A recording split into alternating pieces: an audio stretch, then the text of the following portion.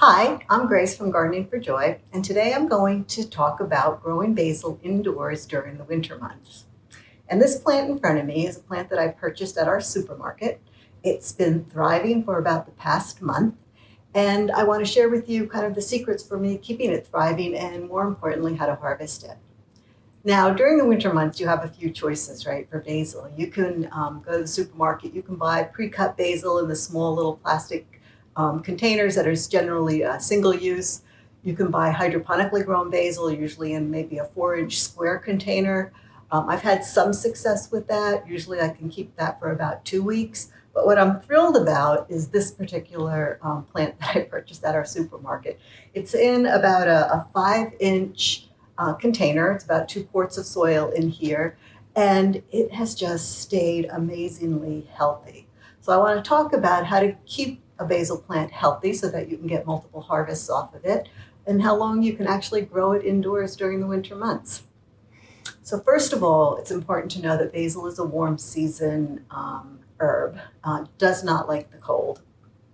Second, which is why, you can't really grow it outdoors. I'm in Central Florida, and it's even too chilly here to have a thriving basil plant outdoors. The second thing is it likes a lot of sun. So I happen to have a west-facing window that gets about 5 to 6 hours of sun each day. This plant absolutely thrives in that particular window. A south-facing window would also be good. So west or south-facing window would be perfect for your basil plant. The other thing is basil likes to be moist. So every day or every other day, I tend to water this particular plant because it needs it, and it will show that it needs it by wilting a little bit. And then lastly, probably about once a month, I'm going to fertilize it. So it's just at the end of the first month, and so I will be fertilizing it. So we're going to switch now, and I'm going to go ahead and talk about harvesting the plant and what the best way is to harvest it, and harvesting so that you will kind of multiply your basil continuously. Okay, so let's get started with now harvesting the basil. One thing to remember is that you never want to harvest more than a third of the plant at any given time. You want the plant to be able to rejuvenate itself. You want it to still have plenty of leaves so that it can grow strong. You can always harvest just a few leaves if you need them for a recipe, or you can do a big harvest, which is, like I said, no more than a third of the plant. Now, so far, I've had this plant I mentioned for a month. I've done a number of just picking off small leaves that I've needed in recipe, and I've done one major harvest where I harvested about 2 cups of leaves that I made a pesto. So today we're going to trim this plant. We're going to try to harvest about a third of it. So we're going to kind of make it, nice and round, where certain of the stems have already started to grow up a little higher. Now, the thing to remember about harvesting basil is really where you want to make your cutting point.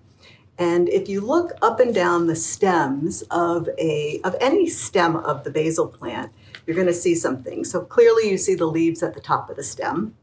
If I go down a little bit, I see a next set of leaves. Now, I could make a cut point right above that second set of leaves. But today, because I want a long stem, I'm going to go down to the next set of leaves, and I'm going to make a cut point right above that next set of leaves. So I'm going to take my scissors. I'm going to go down as close to that next set of leaves as I can, maybe leave about a 1/4 inch, and I'm going to snip it off, right? So, as I said, you have the top set of leaves, you have the first set of leaves. Now, I could have made the cut right there at that second set of leaves, right above it, but I went down one more and found the next set of leaves and made the cut there. I'm just going to take this now and I'm going to stick that in the water. This is the best way to keep basil fresh, to be honest with you, and don't put it in the refrigerator. Remember, it doesn't like cold. So I'm just going to go ahead and continue with that process. I'm going to go down here. Again, I'm going to go to a lower set of leaves. My next little cut, I'm going to put that in there. I've got another one sitting here. I'm going to go all the way down. Another set, I'm going to put that in there. Let's see, where else? This one, I like this one right here. I'm going to, let's see, where can I go? I found my cutting point down there.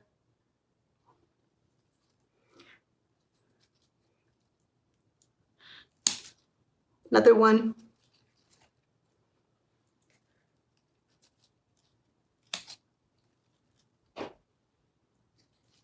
like mesmerizing, right? Just to watch the snipping of the basil. Oh my gosh, it smells so amazing too. But always, you know, you want to look down the stem to find where that next set of growth is. If you can't find it, then just move on to a different stem. So I will probably continue cutting a few more stems to get to that, maybe 1/3 of the plant. But right now, doesn't look so bad. And I've been able to harvest all that basil. So that's all there is to growing basil indoors during the winter. Again, purchase a good healthy plant from your supermarket. Remember to find a sunny location, a west or a south facing window. Keep it moist and keep it warm. So I hope you enjoyed this video. Have a great day.